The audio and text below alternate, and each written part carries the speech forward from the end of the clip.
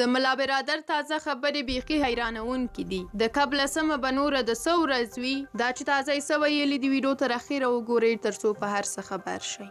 د طالبانو د ریاست الوزرا لومړی مرستیال ملا عبدالغني برادر وایي چې د کب لسمه نیټه د افغانانو ارادې ته د نړۍ د تسلیمېدو ورځ ده. نوموړي چې نن یې په کابل کې د دوحې تړون د دویمې کلیزې لمانځغونډه کې خبرې کولې وویل چې 40 کلونو اخوالو څخه راوتل اسانه نه دي. لکه څنګه چې په نظامي ډګر کې بریا ترلاسه شوه، په اقتصادي ډګر کې به هم بریا د افغانانو شي. ملا عبدالغني برادر پر نړیوالو غږ وکړ چې پر افغانستان د جګړې د تحمیلولو پر ځای باید د تفاهم او مذاکرې لاره غوره کړي. نوموړي دغه راز له خلکو هم او په ځانګړي ډول له مسلکي شخصیتونو او ځوانانو وغوښتل چې له هیواده ونه وځي، ځکه په خبره یې اوس پوهنتونونه پرانیستل شوي او زده کوونکي باید زده کړې وکړي. په دې غونډه کې د طالبانو بل لوړپوړی چارواکی مولوي شهاب الدین دلاور چې په دوحه کې د دې ډلې د مرکچي ټیم غړی هم وویل چې امریکا د کب په لسمه خپله ماته ومنله. بلخوا بیا ملګرو ملتونو د امنیت شورا د افغانستان په اړه ځانګړې غونډه جوړوي. په افغانستان کې د ملګرو ملتونو د مرستندویه دفتر مشرې دیبرا لاینز په خپلو تازه څرګندونو کې ویلي دي چې سبا چهارشنبه د ملګرو ملتونو امنیت شورا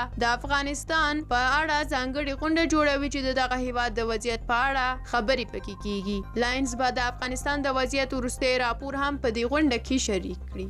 دا هم د ملا عبدالغني برادر نوې خبرې وې چې موږ له تاسو سره شریکې کړې. تاسو په دې اړه که کوم څه ویل لرئ نو په کومنټ کې ولیکئ. تر بیا او بلې ویډیو د خدای په امان.